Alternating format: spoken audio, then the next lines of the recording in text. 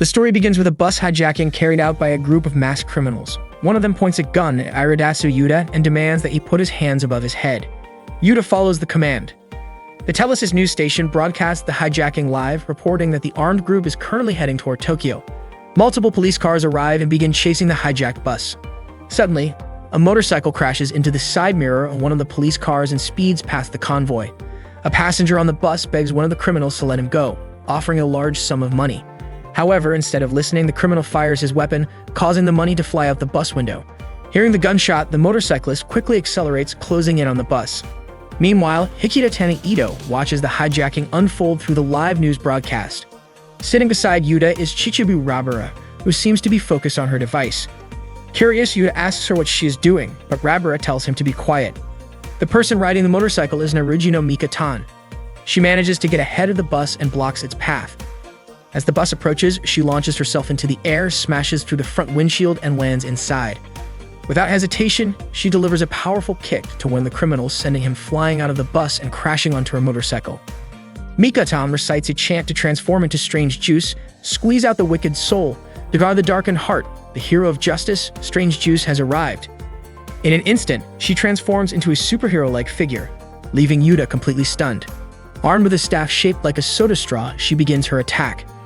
Ito continues watching everything unfold through the news. One of the criminals orders the others to take her down. They all begin firing at Strange Juice, but none of the bullets hit her. She dodges and deflects them effortlessly. Then she leaps into action, striking one of the criminals with her staff and continuing to take out the rest one by one.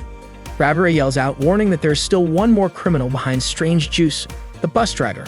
Strange Juice manages to stop the driver from stabbing her.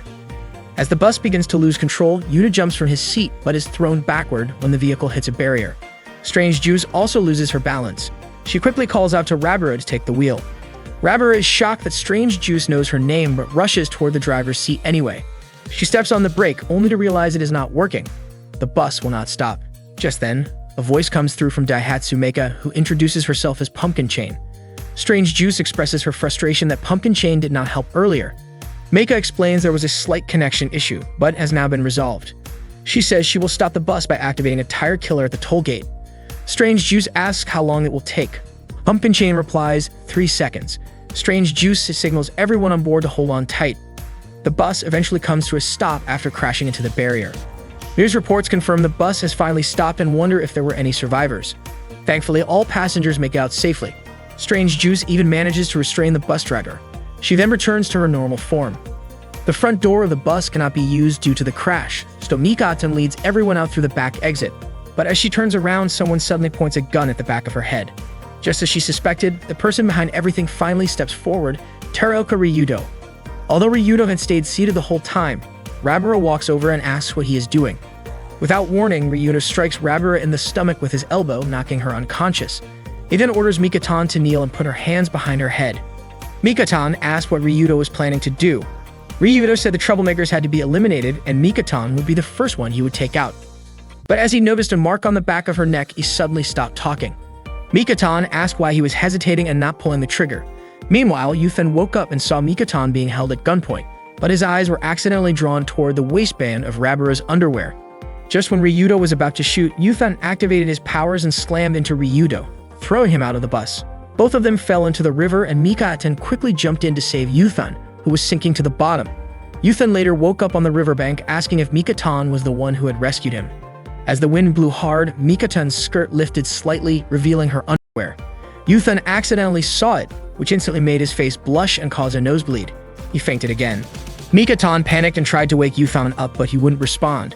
Just then, a strange energy entered Yuthan's body and pushed his spirit out. When Yuthan opened his eyes, a cat was suddenly standing in front of him, telling him that his spirit had been separated from his body. Shocked, Yuthan looked around and realized he was in his own apartment. He immediately asked how the cat could talk and knew so much about him. The cat told him to calm down. Yuthan was even more stunned when he looked down and saw that he no longer had legs. His form now was completely spiritual. The cat introduced himself as Chirinosuke, a fellow spirit like Yuthan. Chirinosuke reassured him that he wasn't dead yet. Then he invited Yuthan to watch something on a laptop, but when he turned it on, an awkward cat video accidentally played first. Chirinosuke then pulled up a live feed of room 103, Yuthan's own room. Chirinosuke and Yuthan were currently in room 203, directly above it. They saw someone walk into the room, and when the camera angle changed, it became clear that the person in room 103 was actually Yuthan's body. Yuthan was shocked to see himself. Chiranosuke explained that this was a Nika live stream from Mekaniko, which meant everything they were seeing was happening in real time. Suddenly, Chiranosuke jumped hard on the floor, and in the video, Yuthan's body reacted to the sound from the room above. Confused, Yuthan tried to understand how this was all possible. He floated through the wall and down the hallway, though he still hadn't fully gotten the hang of his spirit form. He accidentally phased through the floor and ended up in front of room 103. When he tried to go through the door, he was suddenly thrown back. He couldn't understand why he couldn't enter. Chiranosuke explained that it was because of a barrier. There were charms around the room designed to ward off spirits. Frustrated, Yuthan had no idea who would put such things up. Chiranosuke told him that whoever had possessed his body must have placed them. Chiranosuke then explained that Yuthan's body hadn't just been left behind, someone had actually taken it over. As a result, Yuthan's spirit had been forced out. Yuthan was distracted for a moment when he saw Chiranosuke casually sipping sake. Chiranosuke didn't really want to explain why. The important thing, he said, was that Yuthan needed to find something called the Nandala Gondala. Yuthan had no idea what that was, so Chiranosuke explained. It was a sacred book from ancient India, said to contain a hidden ritual to reclaim a body that had been possessed. Yuthan asked where the book was. Chiranosuke replied that it was somewhere in one of the rooms at Korei dorm, but he didn't know exactly which one. He encouraged Yuthan to go find it. Yuthan wasn't entirely convinced about Nandala Gondala, but regardless he had to look for it. To him, the most suspicious room was room 102, which belonged to Ito. He phased through the door and entered her room. It was 9:08 a.m. Ito wasn't there, but the room was still a mess. Yuthan started searching every corner of the room and went through some stacks of books. Her computer was still on and playing news footage about the bus hijacking that had happened earlier that day. Just then, Ito walked out of the bathroom. She stretched her arms, and as she did, her shirt lifted slightly, unintentionally revealing her underwear. Yuthan accidentally saw it, gasped in shock, and quickly apologized before turning away in a panic. But since he was a spirit, his body slipped through the wall into the next room. As luck would have it, the person in the next room was wearing a short skirt and happened to be jumping up and down, which once again caused her underwear to become visible to Yuthan. This second unexpected incident triggered a nosebleed, a clear sign that he was overwhelmed. In that moment, he unleashed his full power strong enough to destroy Earth's atmosphere. And as a result, a massive disaster occurred that ended life on the planet. Now floating somewhere in space, Yuthan was completely lost and confused. Chiranosuke appeared and told him there was something important he had forgotten to mention. Whenever Yuthan became too stimulated and lost consciousness, it would cause an asteroid to crash into Earth and wipe out humanity. Yuthan couldn't quite grasp what Chiranosuke meant. Chiranosuke went on to explain that everything had happened because of Yuthan's actions. Every time he saw a girl's underwear, his excitement would reach its limit, unlocking his hidden superhuman abilities. But if he got overly stimulated while already at that peak, the limit would break and he would pass out, which would then trigger the global catastrophe. Yuthan was still unsure how this had anything to do with falling asteroids, but Chiranosuke told him not to overthink it. The point was simple. If Yuthan didn't want humanity to be destroyed, then he had to avoid getting overly stimulated. Chiranosuke urged him to fix what had happened, to go back in time and start over. According to Chiranosuke, spirits weren't bound by the same rules of time or physical form, especially since Yuthan no longer had a body. Yuthan didn't fully understand everything Chiranosuke was saying, but Chiranosuke encouraged him to return to the flow of time and work to create the greatest happiness and a peaceful future. Yuthan was sent back to the exact same moment, 9:08 a.m., right when he had first entered Ito's room. He heard Ito's voice coming from the bathroom. Remembering what happened last time, he quickly turned away and phased into the room next door, room 101, where he saw Mikatan reaching up for a book on a high shelf. She had to jump a few times to grab it, which unintentionally exposed her underwear again. Yuthan quickly turned his head away, doing everything he could to avoid seeing her. He then remembered what he was actually there for, the book. Maybe Mikatan was also looking for Nandala Gondala. Yuthan decided to search under the bed. Unexpectedly, just as he looked under it, Mikatan's face appeared there too. She had also been checking under the bed for her book. Their faces ended up extremely close to each other. This moment reminded Yuthan of what happened 9 months ago when they met for the first time. Back then, they had bumped into each other and dropped all the stuff they were carrying. Mikatan had kindly helped him gather everything up. Seeing Yuthan completely frozen in awe, Mikatan had asked if they had met before. At that moment, Meika, who lived in room 201, mentioned that Mikatan was a member of the idol group She's May, which would explain why Yuthan seemed so captivated by her. That was when they first properly introduced themselves. Meika then asked Mikatan what she had been holding on to so tightly the entire time. It turned out that Mika-tan was holding Yuthan's shorts. She instantly let go of them and apologized. Suddenly, someone knocked on Mika-tan's door from outside. It turned out to be Chichibu Rabura, the resident of room 202, who had come by to borrow some salt. Mika-tan asked if the salt was for dinner, and Rabura replied that ghost hunting could also be considered a form of dinner. Rabura had just received a request to exorcise a spirit the next day. Mika-tan then asked what kind of salt was typically used to expel spirits. Rabura said that any kind would do as long as the intent was strong enough. Yuthan, who was nearby, mumbled something about Rabura. As a spiritual medium, Rabura sensed it and asked Mika-tan if she had said something about her. Then Rabura handed over a book that Mika had borrowed, asking Mika-tan to return it.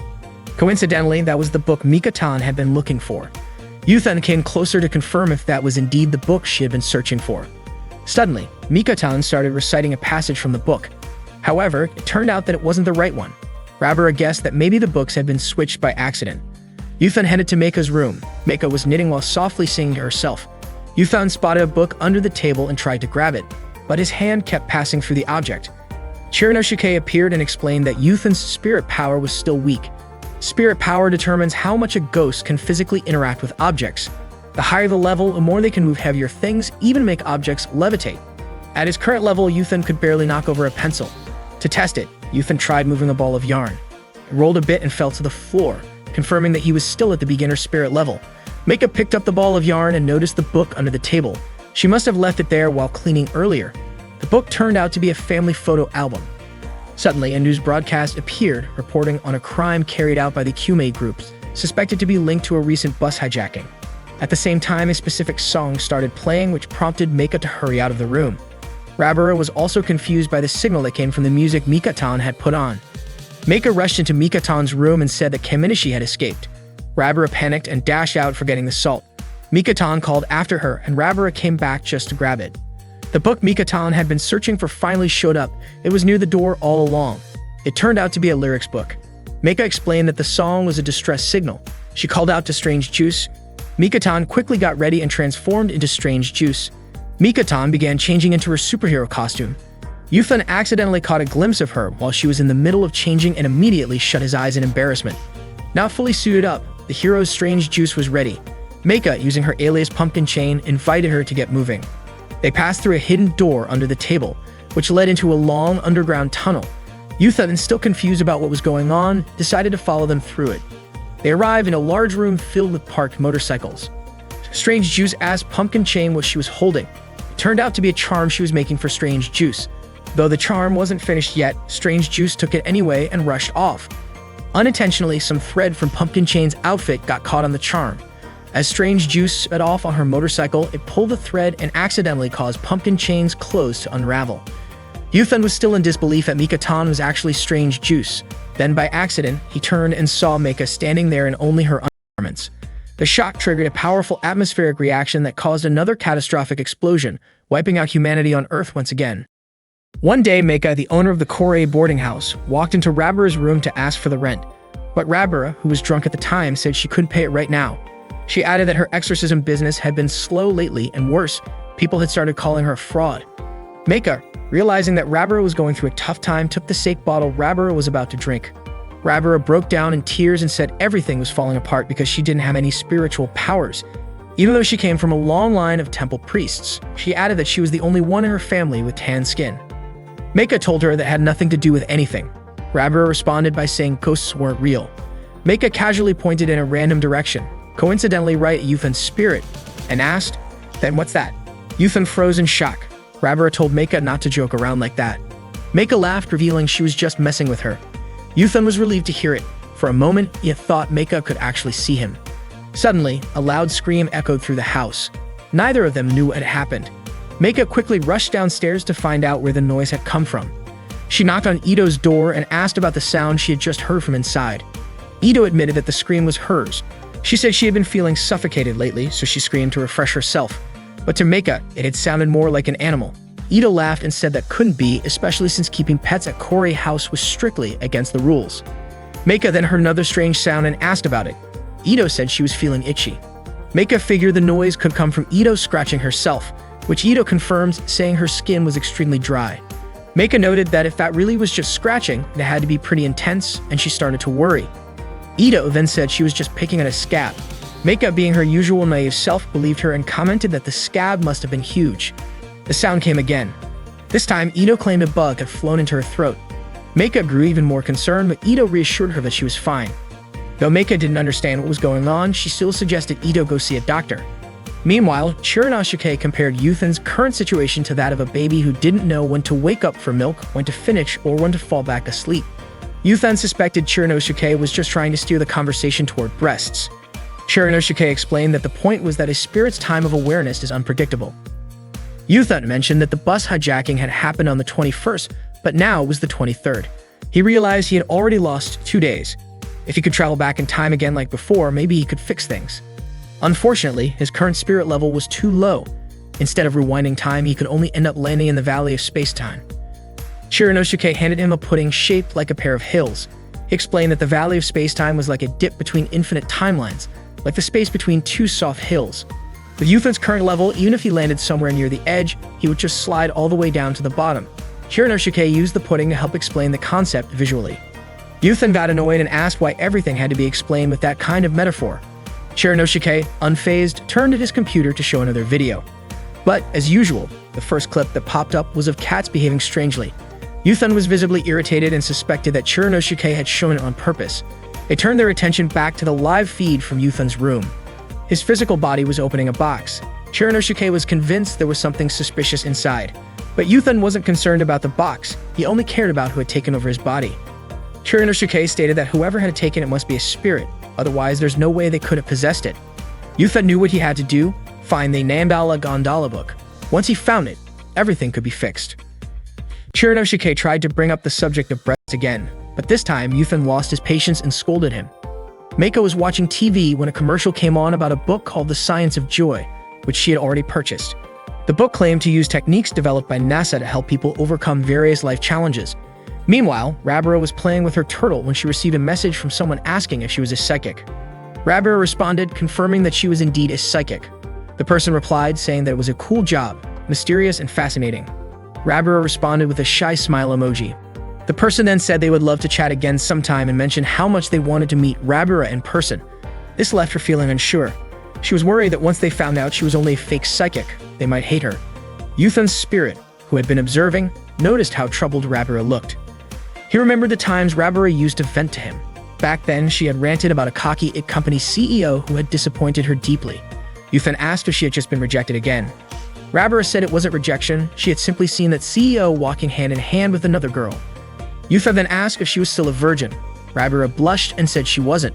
Yuthan replied that he had heard from her older sister that Rabara had never even been in a relationship. Rabara got irritated and said her sister, who once live-streamed her own private life 24/7, was just making things up. But in the end, Rabara admitted it was all true. She had no idea why her sister suddenly went to study in the US. Now, Rabara didn't know who she could confide in anymore, so she playfully teased Yuthan by moving closer to him. Suddenly, Mikatan entered Rabara's room carrying an apple pie. She was startled to see Rabara lying flat on the floor and asked what had happened. Rabara sat up and commented that Mikatan's accent sounded like it was from Subaru. Embarrassed, Mikatan instinctively covered her mouth. Rabara pointed out that Mikatan's profile said she was from Tokyo and said it might not look good for she's May. Mikatan smiled awkwardly and insisted that Rabara try the apple pie she had baked, and she even added some extra cinnamon for her. Just then, the TV switched to an interview with Strange Juice about the recent bus hijacking. But before Strange Juice could say anything, Mikatan quickly turned off the TV. Rabara asked why she turned it off when the show was just getting interesting. Mikatan said she thought no one was watching it. She told Rabara how grateful she was that she survived the bus hijacking. One wrong move and Rabara might not have made it. Rabara explained that the whole thing happened because of Akina, Yuthan's older sister. She had visited their home and said she had to leave soon, so Rabara and Yuthan took her to the airport.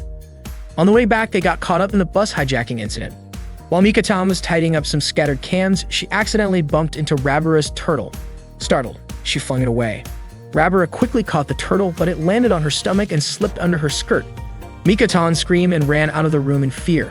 The turtle crawled out from under Rabara's skirt, lifting it briefly in the process. Yuthan, who witnessed it by accident, screamed in panic and vanished in a flash. Meika then came into Rabara's room and asked about the strange smell. Rabara pointed to a bottle of cinnamon. She asked Meika why she had come in. Upon seeing Meika, Rabara was surprised. She was wearing a dove mask. Meika asked Rabira how she looked. Rabira had no idea why Meika was dressed that way. Meika explained that she was studying the science of joy, but Rabira thought it sounded more like some kind of mystical magic. Meika was showing off a technique she called the joyful arts that she had been learning. She started singing and doing a strange dance. Rabira, unimpressed, commented that so this was what she called a spiritual technique. Apparently, all it took was a mask and a song. Rabira grew annoyed and told Meika to stop joking around. Meika, however, insisted that she was being serious and asked why Rabira was so angry with her. Rabira explained that she was dealing with a serious problem. Meika replied that was exactly why she came, but Rabira argued that if mastering spiritual arts were really that easy, she wouldn't be in such a mess. The two of them ended up arguing, and eventually, Meika stormed out of Rabira's room, leaving Rabira even more frustrated. Meanwhile, Ito noticed her phone ringing and saw that Yuthan was calling. She quickly answered. Yuthan told her that he had gone to her apartment the day before. He wanted to ask her opinion about a script and wondered if it wasn't time for her to return to school. Ito didn't want to talk about any of that and ended the call abruptly when someone knocked at her door. She opened it to find Mikatan standing there, holding an apple pie. Yuthan's spirit watched Rabira as she performed the joyful arts wearing a dove mask. She started singing and doing strange dance moves again. Afterward, she tried to use a technique to move a bottle with her mind. Yuthan's spirit heard a voice coming from inside the bottle and thought it could talk. It turned out to be Chiranosuke, who was inside the bottle. He asked Yuthan's spirit to respond to Rabira's attempt at moving the bottle. Yuthan remarked that his own spiritual level could only manage to move a pencil. Chiranosuke explained that the room was currently filled with cinnamon particles, which could enhance spiritual power in a big way. Yuthan didn't really understand the logic behind it, but Chiranosuke encouraged him to give it a try anyway. Frustrated, Rabira threw off her dove mask, realizing that playing around with spiritual arts was not something to take lightly. Yuthan's spirit gave it a shot and tried to move the bottle, but it suddenly shattered. His spiritual level had now reached an advanced stage. Both he and Rabira were shocked by what had just happened. Back at the apartment, Mikatan invited Ito to try the pie she had made.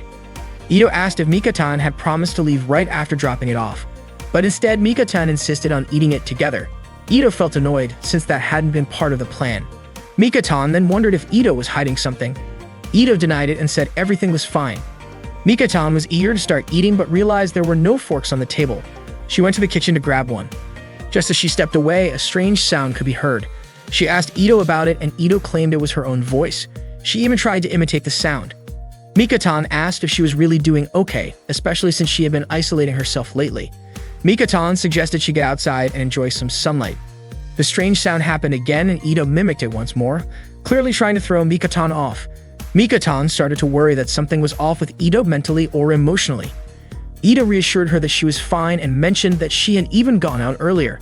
Mikatan then tried to help tidy up Ito's hair, which was a complete mess. As she searched for a comb, she noticed something odd. Some reddish strands on the comb that didn't match Ito's usual hair color. Ito got irritated and told Mikatan not to make baseless comments. Suddenly, Mikatan was confused by a salmon lying on the floor. Ito, without hesitation, devoured it. Mikatan was startled by how strangely Ito ate. But Ito explained that this was just how people in her family usually ate fish. Mikatan was startled again when she noticed something strange on Ito's back. Ito claimed it was just from scratching herself, but the shape of it seemed really unusual to Mikatan.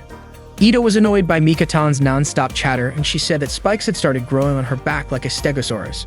Mikatan was convinced it must be some kind of illness. Ito told Mikatan to leave her room, but Mikatan, seeing how strange Ito was acting, panicked and tried to calm her down. She screamed for help and said that Ito was in serious trouble. Rabira and Meika heard Mikatan scream and immediately rushed to Ito's room. At first they thought Ito was possessed by a fox spirit. Mikatan tried to explain to them that spikes had grown out of Ito's back like a stegosaurus. This, of course, was way more alarming than a simple possession. Mikatan believed that Ito must be evolving into some other kind of creature. She asked Meika if she had a device that could stop the evolution process. Meika naturally didn't have anything like that. Her stomach was in a magical pocket. Suddenly, the bear cub crawled out from under Ito's jacket and Ito became visibly embarrassed. Everyone was stunned to see a baby bear in Ito's room. Meika asked how the bear got there and Rabira questioned if pets were even allowed in the building. Ito claimed that the bear cub was her younger brother, Hikatomi Mui, a second grader in elementary school who had just started learning the 8 times table. Meika could tell Ito was lying, especially since she was the one who previously said that pets were strictly forbidden in Korei House. Ito then pointed out that Rabira also had a pet, but to Meika, having a turtle was different. It didn't make noise, cause trouble, or destroy the room. Mika-tan was confused as to why there was a baby bear here in the first place. Ito explained that she had found him in the woods during a rainstorm, crying alone inside a cardboard box. Meika told her to stop lying again, but Ito insisted that she was telling the truth this time. Meika suggested reporting the situation to the local clinic. As she got ready to leave, Ito stopped her and said she would not give the bear cub up to anyone, only she could understand what the little one needed. Mui looked visibly sad. Mika-tan pleaded with Meika to give them more time. She pointed out how wrong it would be to abandon a baby bear during a storm. Rabura agreed, noting that bears were not the same as dogs or cats. Mika-tan suggested it would be best if they first investigated how the bear cub ended up abandoned. Meika agreed but warned that if they didn't find any leads by the end of the year, she would report it immediately. Ito felt relieved and promised she would always protect Mui. Mui was happy and began tickling Ito. Meanwhile, Yuthan's spirit was watching all of this unfold. Later that night, Mika-tan met Meika out on the balcony. She asked Meika what the real reason was behind Ito deciding to quit school. Meika said she had already asked but never got an answer. Yuthan's spirit overheard this and remembered a conversation he had with Ito. Back then, he had been surprised to find out that the person who beat him in a video game was actually his neighbor. He asked Ito if she was skipping school just to play video games, since it would explain why she was so good. Then he asked where she went to school and again questioned why she was skipping it.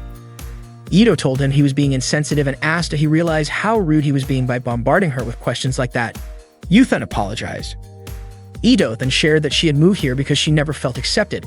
Meika pointed out that Ito's father was part of the city's education committee, and her dropping out could cause problems, especially since it might impact his chances in the upcoming election. Apparently, it was Rabura's cousin who introduced Ito to Korei House. Meika assumed that Ito must have been feeling very lonely. Suddenly, Mika-tan suggested they throw a party, especially since Christmas Eve was coming up. They planned to invite everyone in Korei House, including Ito. Even Yuthan's spirit wanted to be invited. Just then, Rabura showed up and said she had forgotten to tell Meika and Mika-tan something. She quickly placed an urn in front of them, put on a dove mask, and began singing and dancing. Rabura tried to summon some sort of power to show off to them. Yuthan's spirit tried to shatter the urn, but nothing happened. His powers only worked when there was cinnamon powder around. Rabura became sad, feeling disappointed that there were no ghosts after all. She had really wanted to be just as amazing as her mother and grandmother. To cheer her up, Mika-tan and Meika performed a joyful dance spell. It worked. Rabura cheered up again. Meika even promised to teach her the second part of the happy dance spell. Meanwhile, Shihaya Tomoto sent Ito a video link that was making the rounds online. The video showed a list of this year's victims. One of the names listed among them was Hikiyotani Ito. She was shocked to see her own name there. A video shows the Kumei group revealing that an asteroid named VR1 is currently approaching Earth. The asteroid is said to be about 2 kilometers in diameter. For comparison, the asteroid believed to have led to the extinction of the dinosaurs was about 10 kilometers wide. It's easy to imagine the level of destruction VR1 would cause if it were to crash into Earth. International organizations claim that a direct collision is impossible, but in truth, all of that is a lie. The impact is very real and is expected to happen on December 31st at 11:55 p.m. However, the US government and other developed nations are allegedly hiding this information from the public. They've reportedly formed a secret pact, and world leaders are being evacuated quietly into nuclear shelters. They're afraid that public knowledge of the shelters would lead to mass panic and chaos, so they've chosen to protect themselves and let the rest of the world face the disaster unprepared. The Kumei group refuses to accept such a conspiracy. They demand that the governments of the US and Japan come forward and reveal the truth. Although their message was broadcast on television, it was dismissed as nonsense. Instead, TV stations labeled Kumei's doomsday beliefs as dangerous. It's possible that Kumei truly believes the world is ending, or maybe they're trying to bring it about themselves. All in the name of carrying out the vision of their recently deceased leader, Tsubuchi Kumei. Chirinosuke turned off the television. Yuthan asked what Kumei meant when they talked about the asteroid hitting Earth. He suspected that maybe the government and experts had been lying all along. But in his opinion, the ones who actually wanted humanity to be wiped out were Kumei. Since Tsubuchi Kumei had died, Yuthan began to suspect that someone or something might have possessed his body. Yuthan then went to Ito's room to see what she was watching. Suddenly, Mika-tan's voice could be heard from outside the room, asking Ito to open the door. Mika-tan had brought in a Christmas tree, which she placed inside the room. She said she had an idea to hold a Christmas party at the Korei house. Excited, Mika-tan started singing jingle bells and turned on the Christmas lights. Out of nowhere, Mui jumped toward the tree. Mika-tan quickly caught the baby bear and gently warned him not to play near the decorations. Ito then asked Mika-tan about the bus hijacking that happened the day before and showed her a video of strange juice. She was starting to suspect that strange juice might actually be Mika-tan.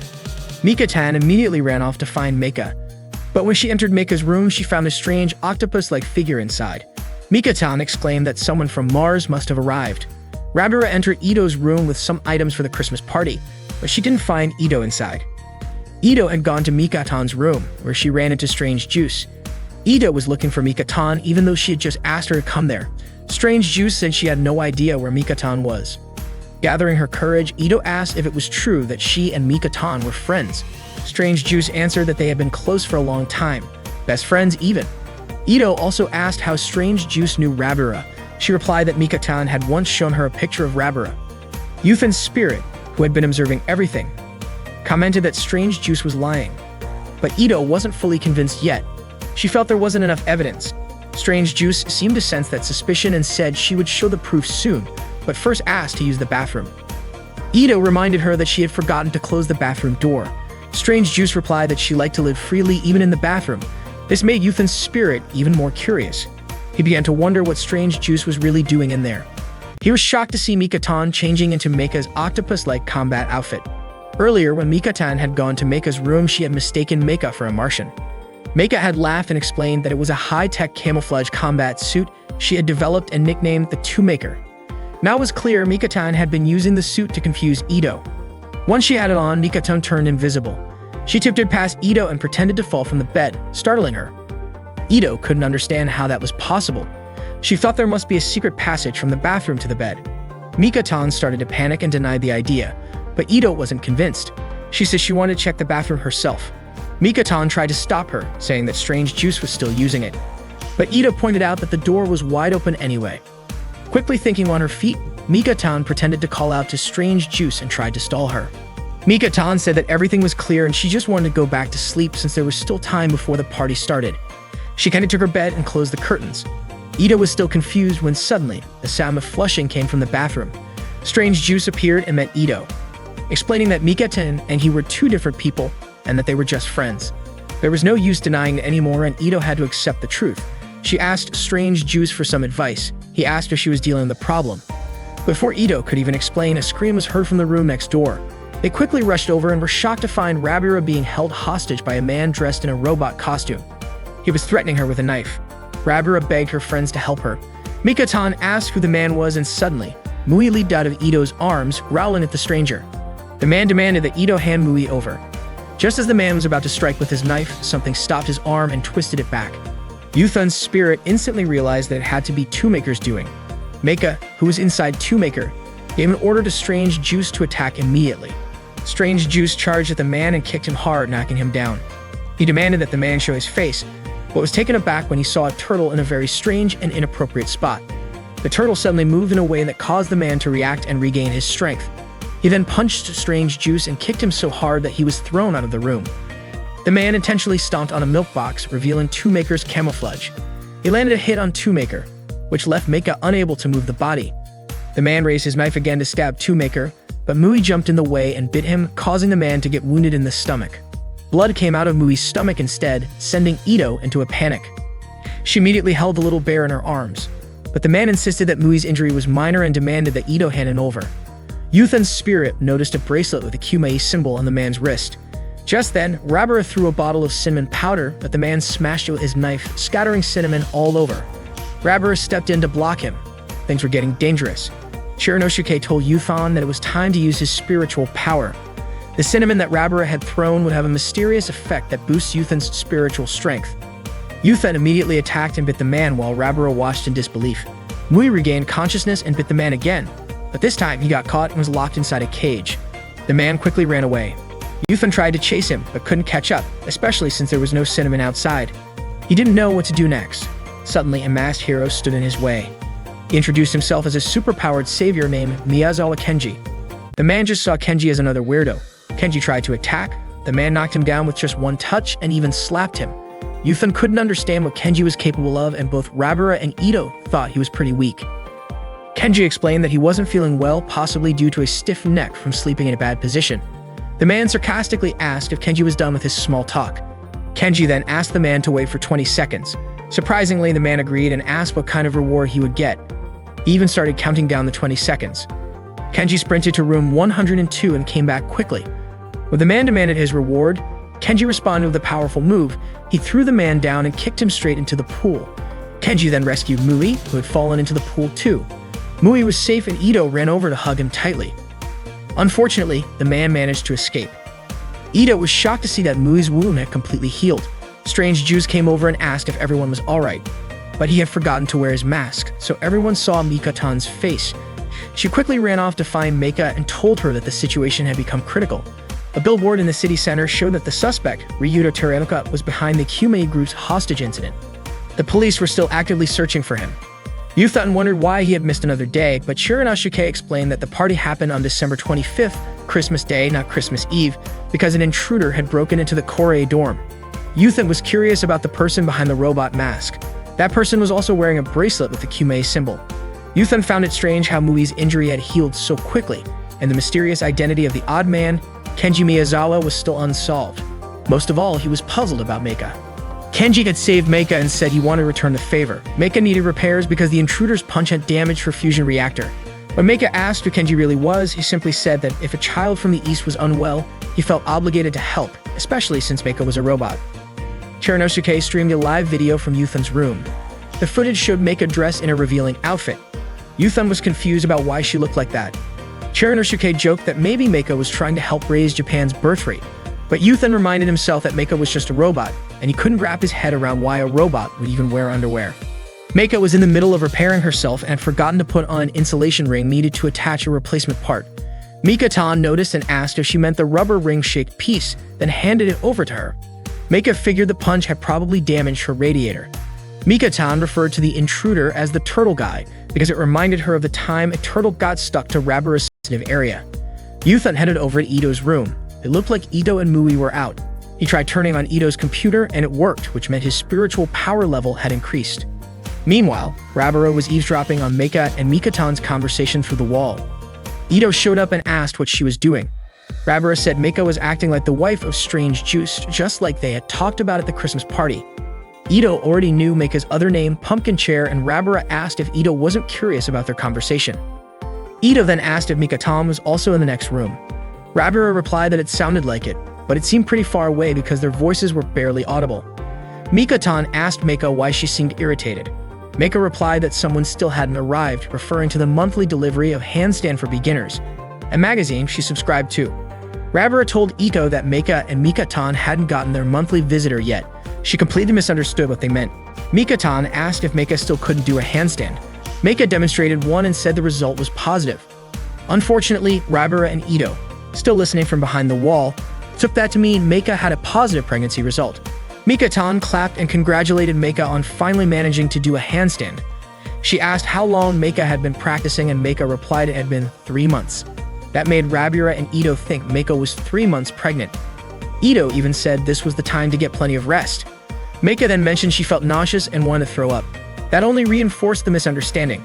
Mika-tan reminded her not to forget the rubber ring again, saying this happened because she had forgotten to attach it. That made Rabara even more confused and sure of the wrong idea about the rubber. Unable to hold back any longer, Rabara barged into the room and brought Ito along to confront them.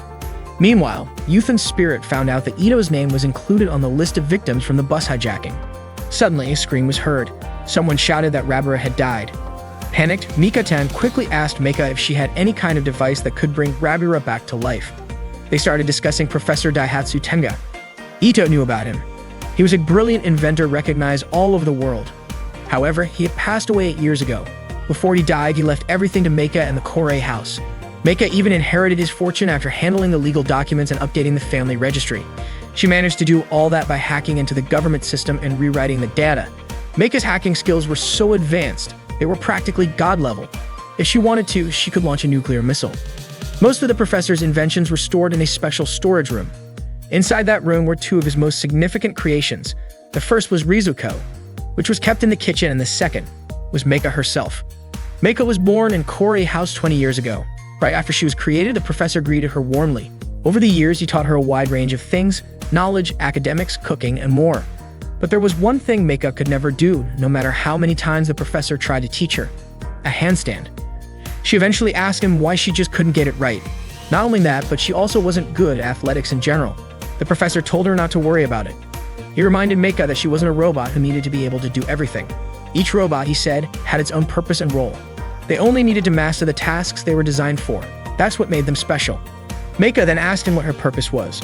The professor explained that someday she would be a girl, a secret agent who would eventually save the world, a member of Justice Punch.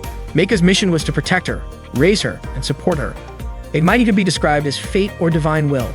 Ida began to wonder, could that girl possibly be Mika-tan? Even Yuthan's spirit was surprised to discover that Corey House held such a huge secret. As Meika held onto a photo album, Chiranosuke suddenly warned Yuthan not to look at a particular photo of young Mika-tan in her underwear. Yuthan responded by saying there was no way he could be attracted to a photo of a child. But unexpectedly, he started getting a nosebleed, and the atmosphere around them suddenly turned chaotic again. 3 little kids were playing together. One of them, named Chiyoko, was singing a magic song, while the other 2, Pine and Guriko, were playing with a tennis ball. The song was something she had learned from Ishigata, and it was believed to lift someone's spirits whenever they felt lonely or sad. Guriko invited Chiyoko to join their game and catch the tennis ball. Chiyoko got ready to catch the throw, but unfortunately, she missed. The ball rolled into the bushes and Chiyoko went to get it. Out of nowhere, Pine asked Guriko to run away with her. Guriko was shocked. Obviously, that would be impossible. The entire laboratory was surrounded by an electric fence. Pine grew frustrated and asked Guriko if she was really okay with staying trapped in this place for the rest of her life. Guriko replied that she would talk to Ishigata about it first. Meanwhile, Rabara was having a conversation with Ito. She told her that Gliese was actually an alien from the planet Gliese 832c. Ito thought Rabara might have lost her mind. But Rabara insisted she wasn't crazy and said that Gliese would be coming to their apartment. Ito asked Rabara if she had met Gliese in person. Rabara admitted she had only seen his photo. Out of concern for how she might come across, Rabara decided to leave a male doll in Ito's room, worried that Gliese might think she was weird if he saw it in her own room. Rabara thanked her and left the doll there, even though Ito never agreed to it. A breaking news report came on stating that a young woman had been found collapsed and injured in her apartment earlier that morning. Not long after, it was confirmed that she had passed away. The body was identified as Meiko Shoro, a 17-year-old high school student who had apparently fallen from her apartment. Yuthan recognized the name. He had seen it on the list of victims from the video. It turned out that the names on that list were people who were going to be killed, which meant it was some kind of premeditated crime. That also meant Ito might be in danger. Chiranosuke figured Ito probably didn't know anything about this yet. Yuthan really wanted to warn her, but he didn't know how. According to Chiranosuke, the quickest way was to possess someone's body. Yuthan had never heard of doing something like that before. Chiranosuke explained that Yuthan wouldn't be able to possess anyone until he reached a certain spiritual level, and there were specific rules about how possession worked. Chiranosuke pulled up a video on his laptop to explain. At first, it seemed like he had opened a girl's swim meet clip by mistake, but that wasn't what he meant to show.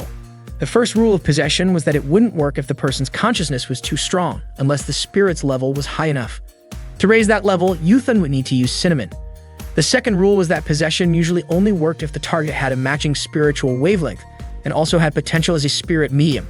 Chiranosuke told Yuthan to spread the cinnamon and try to possess Rabara. Yuthan headed to Mika-tan's room where Mika-tan, Ito, and Meiko were talking. Mika-tan showed them an email from Gliese asking about Rabara. Meika had gotten a similar message. Mika-tan wasn't sure how to respond. Ito suggested they ask Rabara directly. Yuthan began searching for the cinnamon powder. He opened a drawer and found it. Now the only thing left was getting Rabara into the room. The 3 of them decided to go talk to her together. Along the way, they jokingly called Gliese a guy who lacked courage. Yuthan discreetly moved the bottle of cinnamon and slipped it into Mika-tan's pocket. When they arrived at Rabara's room, they were surprised to find her in revealing clothes cleaning her room. Rabara was busy and told them to come back later. Mika-tan approached her anyway, and Yuthan quickly moved the bottle of cinnamon out of Mika-tan's pocket. As he did, it accidentally caused her clothes to lift slightly and her underwear briefly showed. Yuthan immediately shut his eyes in embarrassment. The bottle hit the floor and broke, sending cinnamon powder all over the room. Rabara asked Mika-tan what she was doing, and Mika-tan replied that she wasn't doing anything at all. Yuthan nearly lost focus. He had to act fast. He concentrated and managed to possess Rabara, which caused her to faint instantly. They asked what happened to Rabara. Rabara woke up and said that she had succeeded. Mika-tan looked confused, wondering what was going on with her. Rabara, who was actually being possessed by Yuta at that moment, immediately turned to Ito and told her that she was in serious danger. Ito was puzzled. Mika-tan said that Rabara seemed different, as if the way she talked had changed from usual.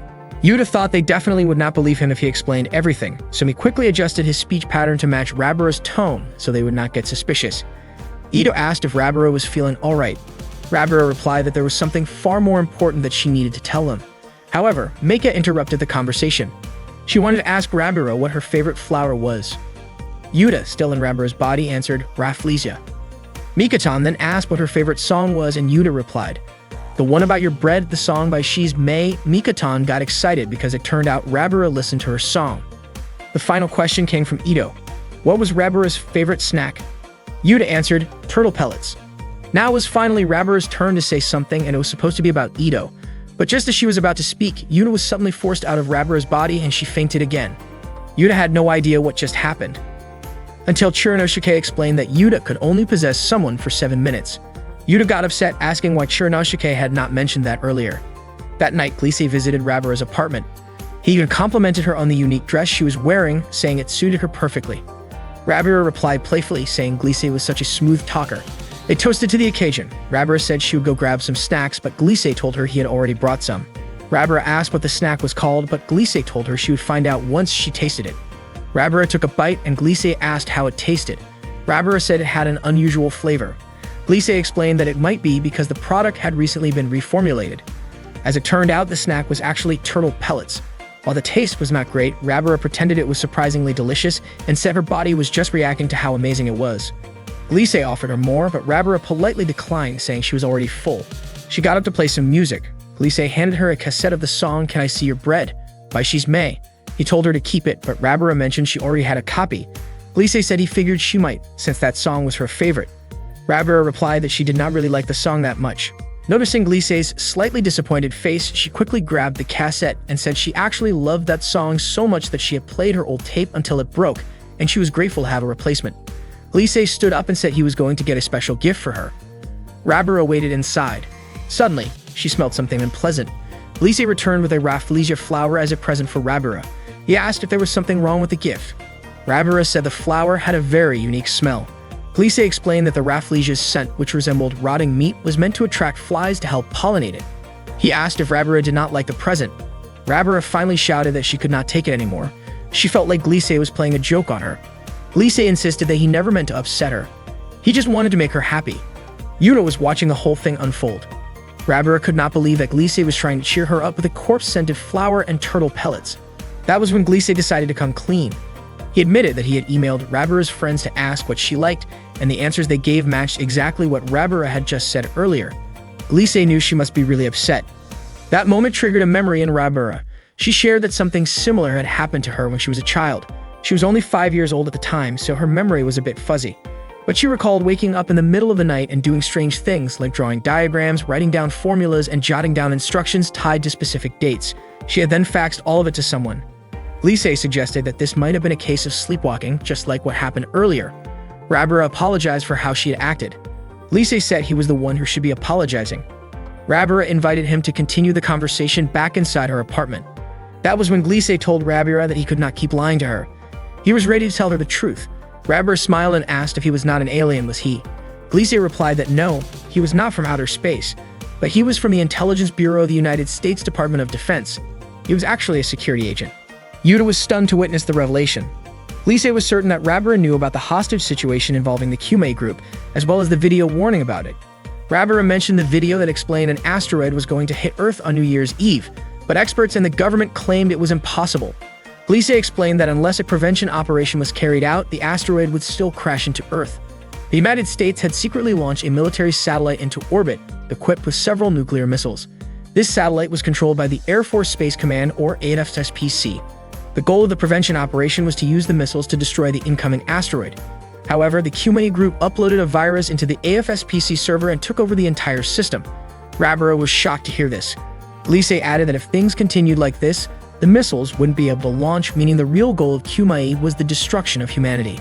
Yuthan was getting more confused about everything because shouldn't the Kyumei group have warned people about the asteroid coming? Rabura then asked Gliese why he was telling her all this. Gliese explained that the Kyumei virus was extremely advanced, something ordinary people couldn't hack, but there was one genius hacker who could. That person was Daihatsu Meika. No one on Earth could remove the virus like Meika could. That was why he had been in contact with her multiple times. Rabara understood that Gliese was trying to use this to his advantage. She got annoyed and asked if Gliese really thought he could get close to Meika just because he was dating her. Gliese begged Rabara not to misunderstand, insisting he was genuinely interested in her. But Rabara was already too angry and questioned Gliese, who had promised to make her happy. She told him not to toy with her feelings. Suddenly, Kenji appeared from the rooftop and said that Gliese was someone who liked to fool around. Gliese asked who Kenji really was. Kenji then asked Gliese if there was an atmosphere in outer space, wanting to hear Glise's opinion. Gliese ran away immediately, with Kenji chasing after him. Gliese managed to jump and land safely, while Kenji fell into the plants below. Kenji used his clam bomb remove and successfully kicked Gliese into the pond. Rabara shouted and threw a Rafflesia flower at Kenji before rushing to help Gliese. She told Gliese to get away while he still could. Rabara warned that if Kenji was serious, he could unleash a lot of power and urged Gliese to run as fast as possible. Gliese left, promising to repay Rabara's kindness. Kenji was about to chase after Gliese again, but Rabara hit him with a big fish and kept attacking him. Meika came out, yelling at Rabara about what she was doing to Kenji. She pushed Rabara down, which confused Rabara. Meika explained that Kenji was someone who could be trusted. Then, she ordered Kenji to capture Gliese. Kenji quickly left to do so. Meika challenged Rabara to a fight and Rabara happily accepted. She kicked Meika into the pond. Ito and Mikatan shouted for them to stop fighting. Yuthan didn't know what to do about the girls' quarrel. Meanwhile, Chiranosuke was excited, calling it a splash or a girls' swim meet. They looked very stunning, but Yuthan tried hard not to look. Mikatan asked why Rabara and Meika were fighting. Rabara explained that it was because Meika was protecting Kenji, whom she called Mia Ken. Meika then asked why Rabara was so upset with Kenji. Rabara said that Meika would never understand human feelings because she was a robot. Meika responded by asking if Rabara didn't find Gliese, who acted like an old man, to be a poor match for her. Mikatan tried to persuade both of them to make peace. She then asked Mui if he agreed that they should reconcile. Meika started to suspect that maybe Mui was the root of the problem because Ito had brought him here. However, Ito didn't pick Mui up. Instead, Mui was given to her by Rabara's younger brother, Chichibu Rahandao. Rabara was surprised to hear Ito say that. Ito explained that Rahando suddenly came to her room a month ago and asked her to take care of the bear cub temporarily. Rabara suspected Ito was lying and Ito got annoyed, saying all that talk from psychics was nonsense. Rabara got angry and told Ito that kids who don't want to go to school shouldn't say things like that. Ito got frustrated and called Rabara a liar. Reflexively, Rabara slapped Ito. Mikatan was confused, wondering why they were acting like this when they had been so close just yesterday. Rabara then wanted to leave, apologizing for not being able to get along with everyone because she had a lot on her mind. Meika guessed it was definitely because of Gliese that Rabara was troubled. Rabara said that Meika was lucky not to have any burdens, and that the fate of humanity was probably not something Meika needed to worry about. Meika didn't understand why Rabara said that, but didn't push the matter and went to her room. Mikatan asked Ito to forgive Rabara and Meika because, deep down, they were both good people. Ito, however, asked Mikatan why she was acting like a goody two-shoes and warned her not to try being a hero. Mikatan felt sad and didn't expect Ito to say that. Ito added that Mikatan should understand the situation by now since she was supposed to be a hero. Then Ito left Mikatan's room. Mikatan started crying after hearing Ito's words and suddenly felt tightness in her chest. She quickly took her medicine and began singing a magical song. Yuthan was surprised to see Mikatan crying, and it seemed like he was reminded of someone when he heard her sing the magical song. Yuthan's spirit saw Ito lying unconscious in the cold snow. He felt heartbroken because ever since he became a spirit, all he could do was watch. He couldn't do anything to help. He started crying and blamed himself for everything that happened. Then Chiranosuke appeared and said that humans were selfish. He pointed out that people didn't care when 7 billion others died, but would cry when just one person passed away. Yuthan got frustrated and said that what Chiranosuke said didn't make any sense. Chiranosuke then called Yuthan a cold-hearted person. That made Yuthan angry and tried to punch Chiranosuke, but of course his punch didn't land. Chiranosuke calmly told him that it wasn't that he couldn't do anything, it was that he chose not to. Tears still streaming down his face, Yuthan asked what he was even supposed to do now. That's when it hit him, maybe the answer was to go back in time. Chiranosuke confirmed his hunch. He said that with Yuthan's current level of power, he had the ability to do just that. He could land on any time-space slope he wanted. But to make it happen, Yuthan would need one thing: a strong, unwavering will to save someone. Without that will, Yuthan would bounce off the curved surface of time-space and would never be able to return to this world. Yuthan accepted the risk. Chiranosuke urged him to form that strong desire deep within his soul, and Yuthan made a promise to himself. He was going to protect Ito, no matter what. Yuthan successfully went back to December 29 at 9:25 p.m. He entered Ito's room and saw her opening an email from someone. The message named the next victim, Reishi Moana. It also told Ito to go to the Ishinogari shrine at 10 p.m. if she didn't want to lose another classmate. Ito blamed herself for everything that had happened. Kurinosuke reminded Yuthan that he already knew what was coming next. Ito would go to the shrine, just like the email asked, and she would die there. Yuthan was convinced that whoever sent the email must be the killer, though he had no idea why they were doing this. Kurinosuke told him that no matter what the reason was, the only thing Yuthan needed to worry about now was making sure Ito didn't go to that shrine. There were only 30 minutes left before it happened. Yuthan suddenly heard Rabura knocking on Mikatan's door. He went to Mikatan's room. When Rabura came inside, Meika immediately stood up to leave. Mikatan asked why she was leaving so soon, and Meika replied that the air in the room felt heavy. Even though Meika and Rabura kept arguing, Yuthan walked over to Mikatan's kitchen shelf and grabbed some cinnamon powder. Mikatan asked Rabura why she and Meika couldn't just get along, but Rabura didn't answer. Instead, she asked Mikatan about a protective charm that was sitting in her room. That's when Yuthan spilled the cinnamon powder. The sound caught Mikatan and Rabura's attention. Rabura wondered if it might be another case of floating objects like before. When they opened the kitchen door, they started coughing from the cinnamon particles in the air. At that moment, Yuthan possessed Rabura again. She collapsed for a moment, unconscious, but then stood back up, now under Yuthan's control. Yuthan, speaking through Rabura, told Mikatan that Ito's life was in danger. Meika grumbled about Rabura and headed back to her own room, but was startled when she turned around and found Ito standing right behind her. Ito asked Meika to take care of Muhi for a little while, which caught Meika completely off guard. Meanwhile, Rabura, still possessed by Yuthan, told Mikatan about the video that listed the names of people who were going to be killed. Mikatan said they should hurry and go to Ito's room right away. But before they could, Yuthan's time inside Rabura's body ran out and his spirit was forced to leave her. Rabura fell down and landed on her chest, then rolled around in pain. Meanwhile, Mikatan ran into Ito on the stairs and asked where she was going, but Ito didn't answer. Instead, Ito asked Mikatan not to get in her way. Mikatan refused and told her that she had seen the video and knew about the email. Ito ran onto the balcony, with Mikatan chasing after her. Ito begged Mikatan not to come any closer. She said that no matter what happened, she would still go because everything was her fault. 2 of her friends had died because of her. As Ito walked backward, she slipped and nearly fell, but Mikatan managed to catch her just in time. Ito asked her to let go, but Mikatan held on tightly. She kept insisting that Ito must not go to the shrine. Ito told her not to interfere, but Mikatan started crying, saying that it was her business, because Ito was a precious friend to her. Touched by Mikatan's tears, Ito softened. Later, Mikatan gently dried Ito's hair while singing a song. Ito asked what song she was singing. Mikatan told her it was a magic song that always cheered her up, something she had learned from someone named Ishigata. Curious, Ito asked who Ishigata was. Mikatan explained that Ishigata was a researcher at a place called Yuba Lab, where Mikatan had been born and raised. The lab studied things like genetics. There, Mikatan wasn't alone. 2 other children, a boy and a girl, had grown up alongside her. They had always been close and helped her a lot. Back then, Chioko had been captured to be used in an experiment. Yuriko and Pine saw what was happening. Pine stepped in, demanding Chioko's release, but the researcher refused, saying that the children had the ability called eubification, that they had never used it. The only way to find out the truth, he said, was to open their heads and examine their brains. Pine got angry and tried to fight back, but the researcher knocked her down with a kick, causing her to fall and hit her head. Yuriko quickly rushed over to wake Pine up. The researcher yelled, accusing Pine of damaging his precious experiment.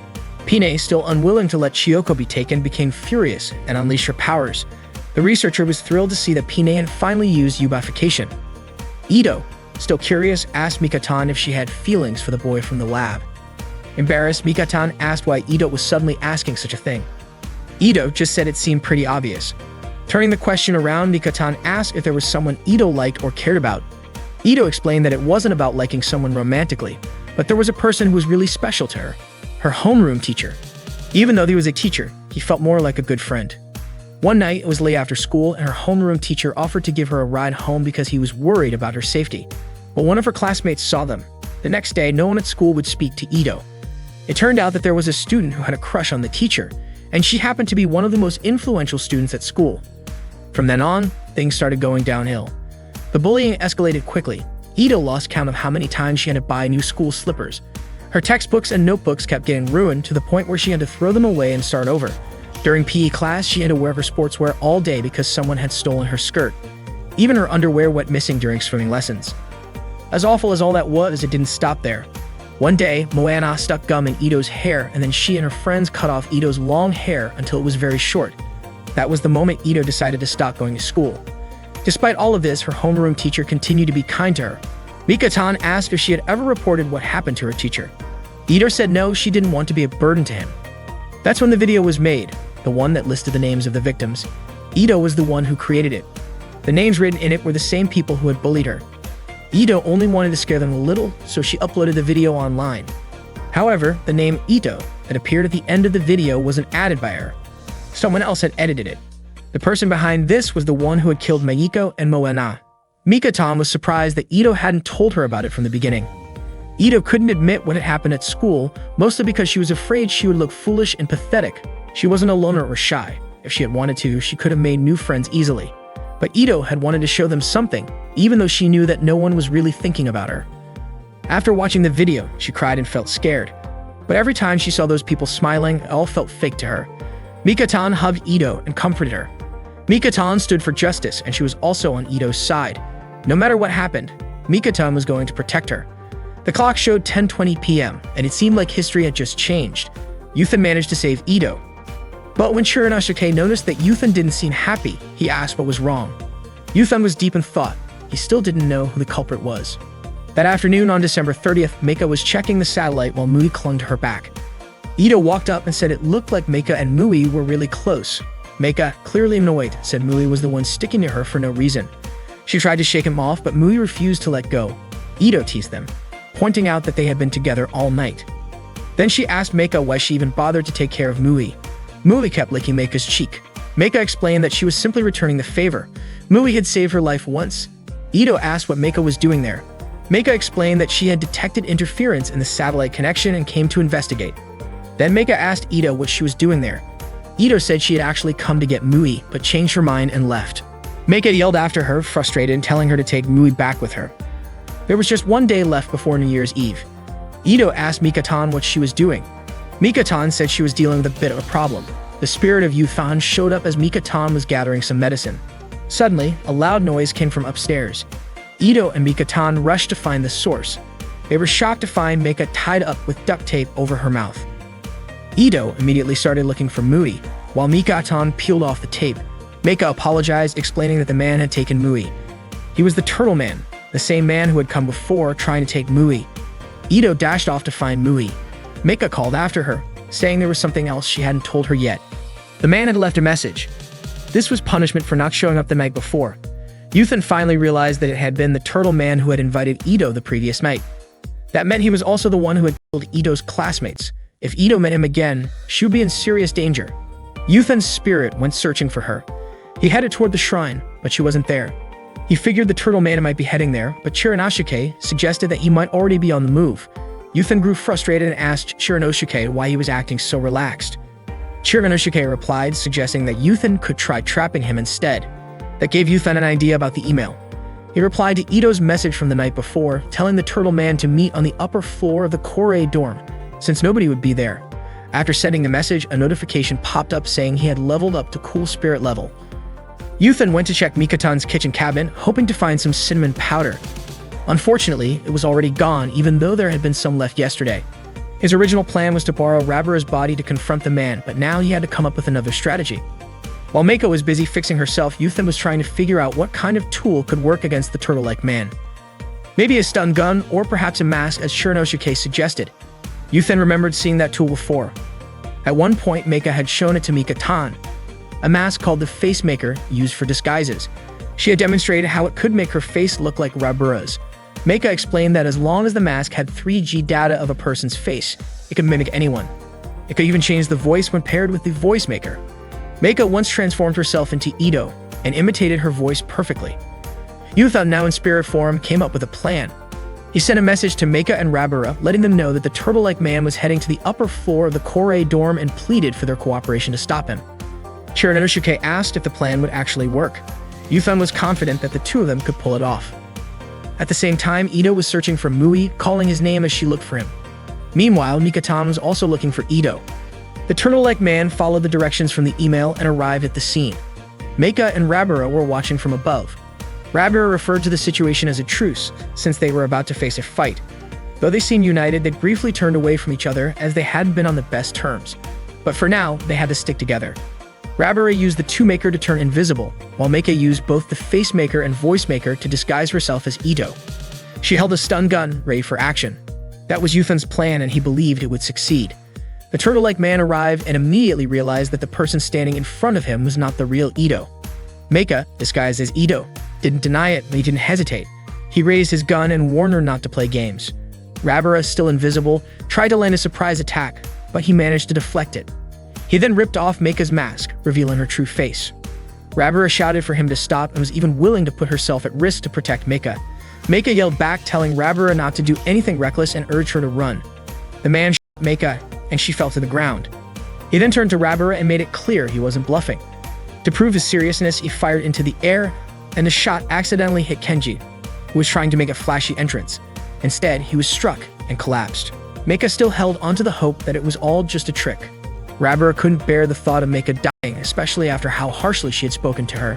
When the man aimed at Rabara, Meika stepped in to shield her, getting hit once again and collapsing. Yuthan couldn't believe how his carefully planned strategy had spiraled into chaos. Rabara screamed in anguish, unable to accept Meika's condition.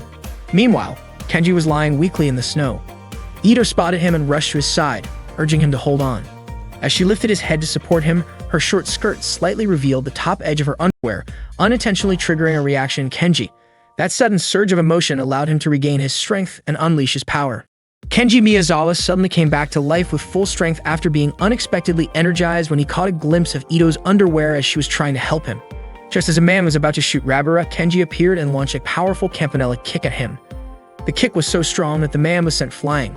Confused as to how Kenji could get back up, the man was surprised to learn that Kenji had a clairvoyant ability and had prepared by wearing a bulletproof shield under his clothes, so the bullet had no effect on him. The man quickly stood up and tried to fire again, but Strange Juice appeared just in time to stop him. Kenji and Strange Juice teamed up to face the man. Based on numbers alone, Kenji was confident that they could win. However, the man then revealed his true power. He could perform a Yubification transformation just like Kenji and Strange Juice, but at a manifestation rate of 2,000%. Kenji didn't care about that. He and Strange Juice charged at the man together, but they were immediately knocked back. Kenji was thrown so hard he crashed into Rabara. Strange Juice demanded to know the man's true purpose.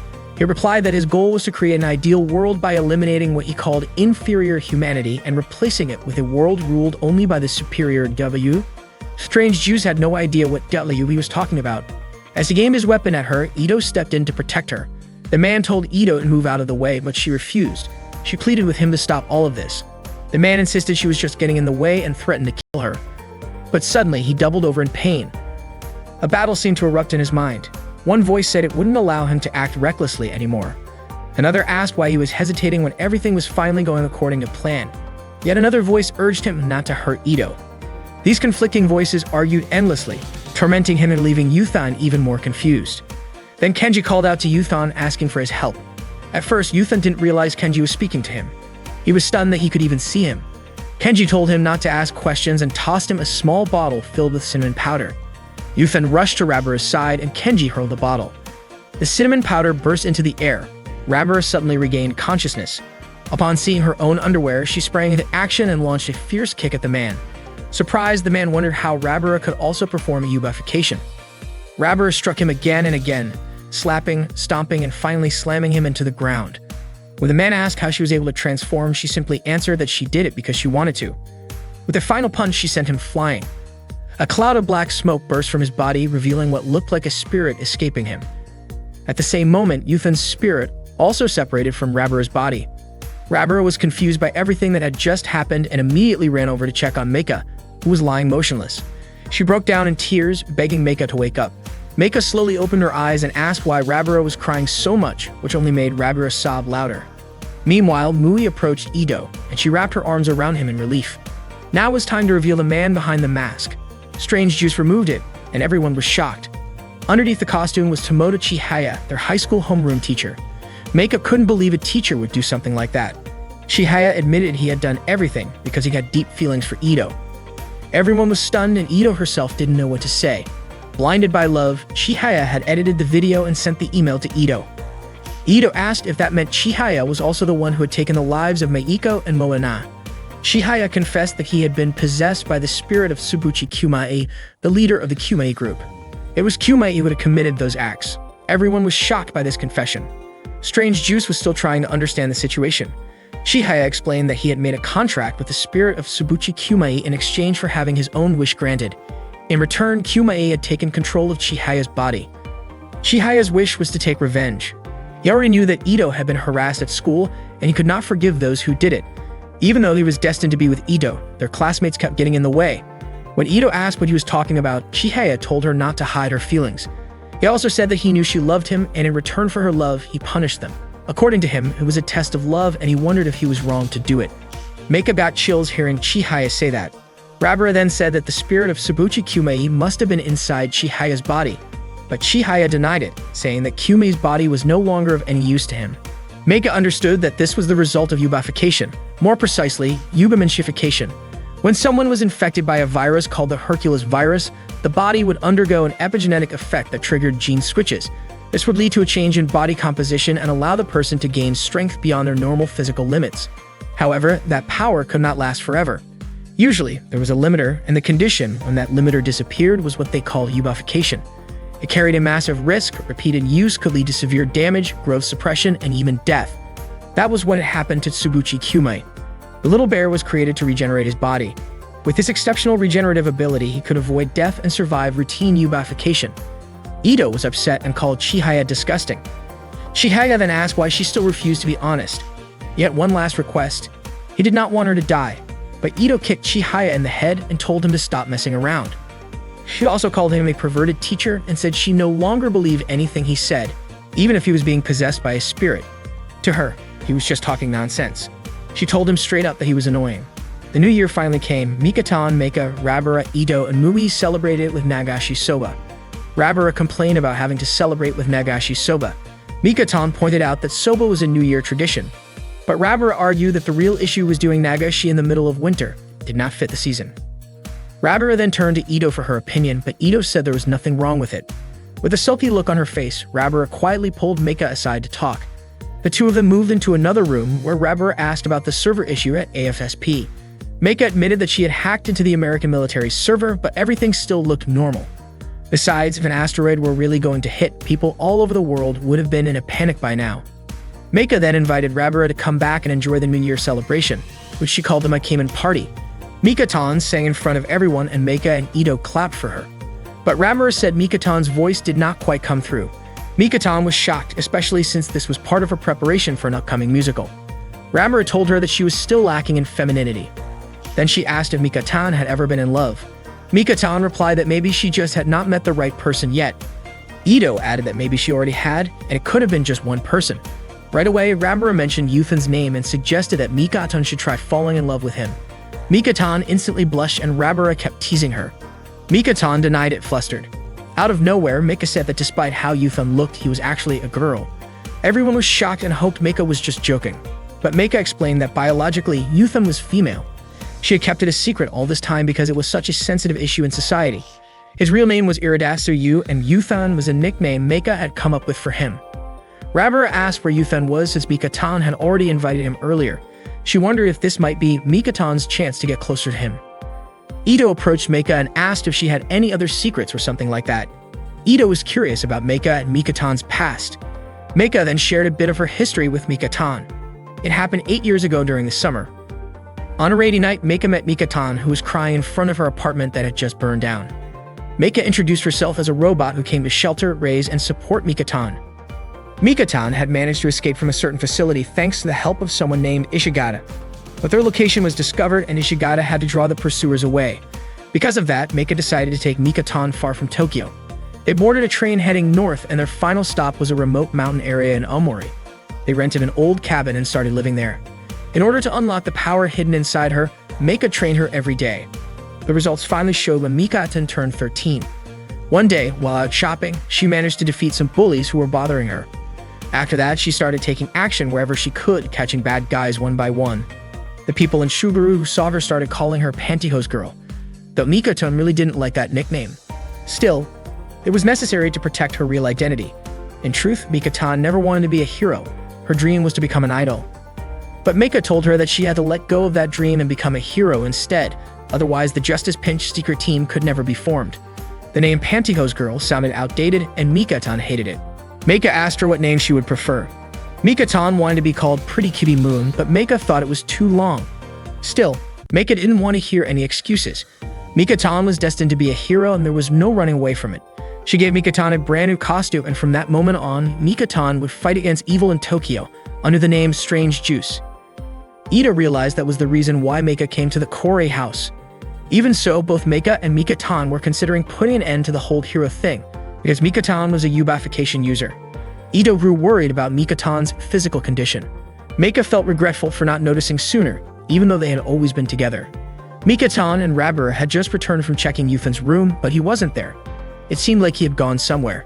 Mika then suggested that they go ahead and start the party. She showed them some fireworks they could light up together. They set off the fireworks and celebrated New Year's Eve. Sadly, Yuthan's spirit could only watch from the sidelines. Once they ran out of fireworks, Mika said she still had a giant rocket firework.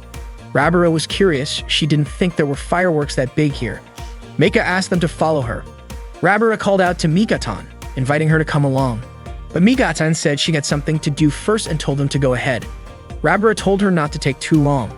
Mika-tan waved her hand as they left, but once they were gone, she suddenly collapsed. Yuthan panicked. Mika-tan had forgotten to refill the medicine in her necklace. He didn't know what to do and needed to alert the others quickly. Just then, Kenji appeared carrying the medicine. Meanwhile, Mika showed Rabura and Ito a giant robot she called the Kakumaker. While a Happy Science commercial was playing, the TV suddenly switched to breaking news. It was about an asteroid VR1 that was on a collision course with Earth. Shiranosuke also saw the news. Kenji sang a magical song to Mika-tan and she regained consciousness. She was surprised and asked how Kenji knew that song. From below, Rabura's voice called out to Mika-tan. Kenji told her to go meet up with her friends. Mika-tan promised to listen to the rest of the song later. Kenji then called out to Yuthan and told him to come down. Yuthan asked how Kenji could even see him. Kenji pointed to the sky, showing Yuthan the asteroid that was now heading toward Earth. Yuthan couldn't understand how things had ended up like this, especially since Mika had said there was nothing strange going on with the AFSPC server. And the Kyume group, the ones trying to create W, shouldn't have been finished yet either. Kenji told him he would understand everything once he got back to his body. That only frustrated Yuthan more. Before he could return, he had to find the Nandala Gondala book. Kenji tossed him the book, but when Yuthan opened it, he found just a single word written inside, U-turn. Yuthan thought Kenji was messing with him and assumed the book was a fake. Annoyed, he pointed out that there was only one word in it, but Kenji told him the meaning was exactly what it looked like. That's when Yuthan finally realized it meant going back to the past. Kenji asked him, back to when exactly? Yuthan chose to return to the time before everything had started, December 21st. But Kenji said that wasn't enough. To actually travel back, Yuthan would need something more, a powerful desire to save someone. Kenji then removed his mask, revealing that the body he had been using all this time was actually Yuthan's. He told Yuthan that this version of the future wasn't right. It was a future that should never have happened. He asked Yuthan to change it. Kenji admitted that he had failed in his mission. He had tried so many times but kept making the same mistake. Still, he was ready to hand over all his hopes to Yuthan, because Yuthan also carried everyone else's hopes. He told Yuthan to wish from the deepest part of his heart. If the desire was strong enough, it would give him the strength to change destiny and rewrite history. Yuthan gave it his all. He was determined to change the past for Mika, Rabura, Ito, and Mika-tan. He made a promise to himself that he would protect them, no matter what. And so Kenji left everything in Yuthan's hands. Yuthan decided to go back to the past so he could change history. He promised himself that he would definitely protect his friends. He returned to the moment when he had fainted by the river after the bus incident. When he woke up, he immediately asked Mika-tan what the date was. Mika-tan said it was December 21st, and Yuthan cheered happily because he had successfully gone back in time. That night, Rabura told Mika and Mika-tan about the bus incident from earlier that day. Yuthan came over to join them. Mika-tan asked Yuthan if he was okay. Yuthan said being interrogated by the police was really troublesome, and Rabura had also just been questioned by the police. Mika offered Yuthan some roasted sweet potatoes, which he ate before quietly going into his room. Mika didn't understand what was going on with him. Once inside his room, Yuthan looked at himself in the mirror and even shouted that he had returned. His shout was loud enough to be heard outside. Mika thought his voice was probably due to stress from trauma. Yuthan was very happy, but he knew now was not the time to celebrate. With only 10 days left until New Year's, he started thinking about what he needed to do. First, he planned to write down all the events that were going to happen. On December 23rd, the Joyful Science event and the appearance of Mui. December 24th was the day Tomoda Chihaya, the Turtle Man, attacked. Miyazawa Kenji appeared, and Yuthan fell asleep, missing the Christmas party. On December 26th, Meika's secret as a robot was revealed. December 27th had Glise's visit and another attack by Miyazawa Kenji. On December 29th, Ida was in danger, and on December 30th, Yuthan faced the Turtle Man again. Finally, on December 31st, there was Mikima's party and an asteroid hitting Earth. The important dates were December 24th and 27th, because on those days, Tomoda Chihaya attacked and Glise visited the Korei guest house. Both of those people must know something important, but just thinking about it wouldn't solve anything. Yuthan had to move fast and find them. Suddenly, Chiranosuke appeared and struck Yuthan, sending his body flying. Yuthan was upset and confused about why Chiranosuke was doing this. He also wondered how he could still see Chiranosuke after returning to his body. This happened because Yuthan's spiritual level remained the same, like his soul was still training. Yuthan asked what kind of kick Chiranosuke had just used. It turned out that the kick was a warning. Chiranosuke gave Yuthan a few rules. Rule number 1, Yuthan was not allowed to change history without his permission. Rule number 2, Yuthan must not tell anyone the truth. If the secret got out, the plan would fail, just like Kenji before, whom Yuthan had seen on the rooftop, was actually Yuthan himself from the future. It would still be a problem if he became the next Kenji. Yuthan was still confused about everything. Chiranosuke explained by comparing it to a train running on tracks for the future. If the train kept going, it would reach the worst-case scenario, the asteroid hitting Earth on New Year's Eve. Kenji stopped at that point, but Yuthan had to make it to New Year's Eve without the asteroid hitting. Waiting for him, there was a happy and peaceful future. Leading the world to that future was the main goal of the Human Preservation Project. The plan was to prevent the asteroid from coming to protect humanity from extinction. Yuthan was tasked with not failing this project under any circumstances. This was his destiny. That was why when a spirit saw human underwear, humanity would face extinction. A disembodied spirit was like an egg without a shell, fragile, easily hurt, and sensitive to all kinds of stimuli. If the spirit got excited again, it would be struck by a massive burst of energy, and the body would die. Yuthan would experience something called technobreak. That was the connection between underwear and human extinction. If the spirit saw underwear repeatedly, the person carrying out the project would disappear, and the asteroid would end up hitting Earth. Yuthan asked how he could avoid failure. Chiranosuke then gave him guidance. Chiranosuke instructed Yuthan to place many talismans around his room. Yuthan then asked if that was all, wondering whether repeating the same actions as before would just lead to the same outcome. However, Chiranosuke reassured Yuthan to trust him. With this setup, the Nikoniko Live encoder would run automatically. Chiranosuke also took out the sacred book called Nandala Gondala. When Yuthan opened the book, he fell silent. Chiranosuke asked if Yuthan had forgotten what was written inside. Yuthan remembered the word was U-turn, but he didn't want to write it down because it felt like admitting defeat. He planned to use the book only if he failed, but this time he was confident he wouldn't, so he didn't need to write it. A knock sounded at the door and Yuthan quickly opened it. Mikaton appeared, surprised to see many talismans stuck all over the room. Yuthan explained that they were just part of the room's interior design. He then asked why Mikaton had come to see him. Mikaton said there was a kanji character in a manuscript she didn't understand. She stepped closer to Yuthan and showed him the kanji written in her book. Yuthan suggested that it might mean meeting, unexpected encounter, or chance crossing paths. Mikaton complimented Yuthan on his knowledge. Yuthan asked why she was asking him. At that moment, Chiranosuke appeared and said that Yuthan was not paying attention. He added that Mikaton had come to check on Yuthan's condition. She also knew about the incidents on the bus and by the river. She basically knew everything. Yuthan got annoyed and told Chiranosuke to be quiet. Mikaton thought Yuthan was yelling at her, but actually he hadn't said anything to her all along. Mikaton then thanked Yuthan for teaching her and left right away. Not long after, Meika opened Yuthan's door and handed him a bottle with a drink. She knew Yuthan was exhausted. The drink was a special blend made by Meika herself, designed to boost nutrition when the body is tired. She called it the Genki Maker. However, to Yuthan, the drink looked like poison. Meika joked that fighting poison with poison was exactly what it was, so it must be poison. She then asked if the book Yuthan was holding was Mikaton's lyric manuscript. Yuthan confirmed it was hers and said he had forgotten to bring it back. Meika took the book, promising to return it to Mikaton. Yuthan sat back down, but suddenly he heard a commotion upstairs. He recalled that moment when Chiranosuke showed the Nikoniko Live video to Yuthan's spirit. So that was how everything had unfolded. Yuthan kept thinking about what his next move should be. He remembered that his spirit couldn't handle the stimulus from seeing underwear lines, so he needed to act quickly to prevent that from happening again.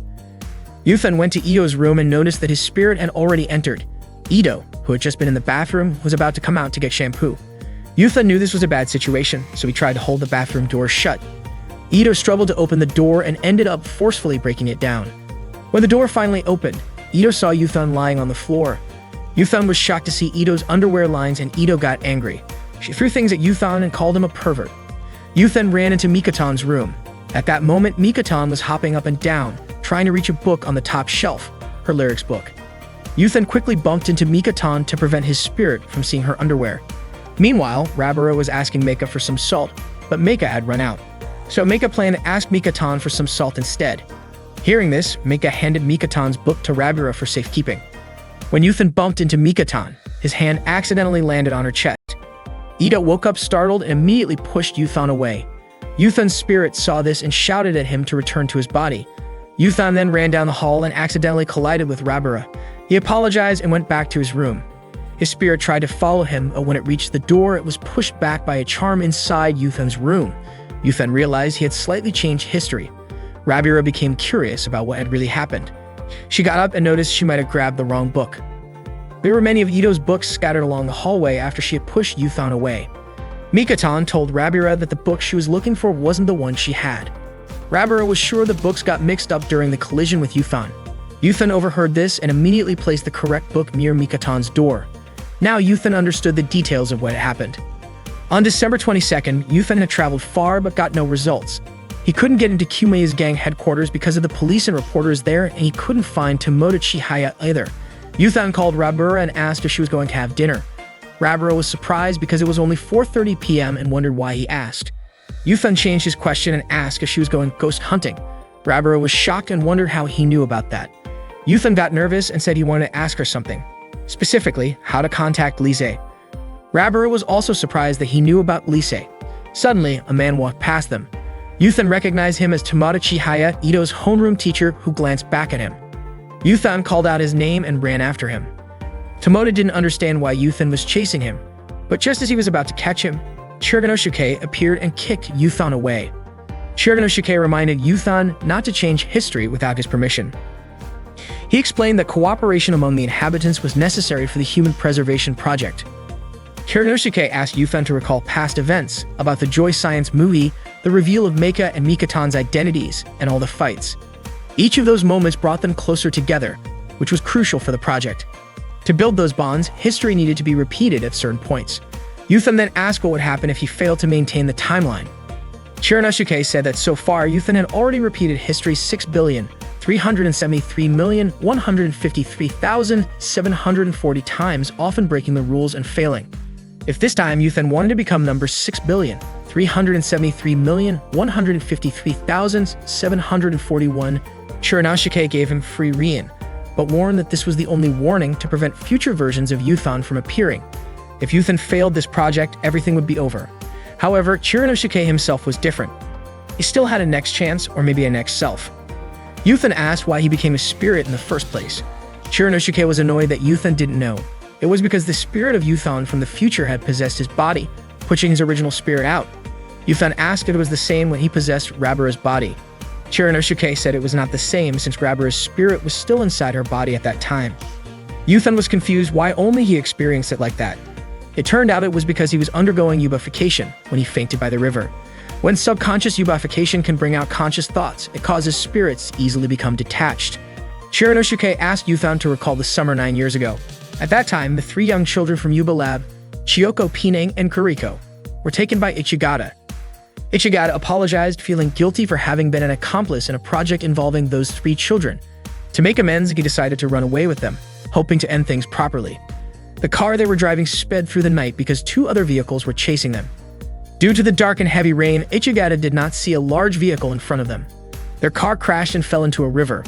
When Yuthan, then a child named Pine, woke up, he was at a house accompanied by a woman. The woman explained that her grandfather had rescued him and brought him home. The grandfather had found the child lying on the riverbank. The woman introduced herself as Iridatsu Akina. Pine shook her hand, but when she looked into the mirror in front of her, she was shocked to see that she had become Chiyoko. Before the 3 children fell into the dam, they had undergone eubiffication. They were struck by lightning, causing their souls to swap bodies. Guriko's soul entered Pine's body. Chiyoko's soul went into Guriko's body, and Pine's soul entered Chiyoko's body. Suddenly, someone knocked on Yuthan's room door. When Yuthan opened it, Ito was there, holding a package delivered earlier that day while Yuthan was out. The package came from Iridatsu Akina, who Yuthan referred to as his older sister. He had a bad feeling about the package's contents.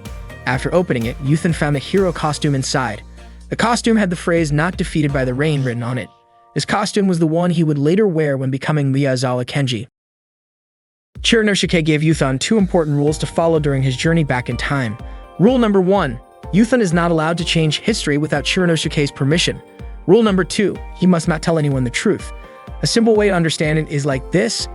Imagine a train running on tracks heading toward the future. If the train keeps going without any changes, it will eventually reach the worst possible outcome, an asteroid crashing into Earth on New Year's Eve. Yuthan's mission is to reach the new year without letting the asteroid hit. What's waiting at the end of that path is a future filled with peace and happiness.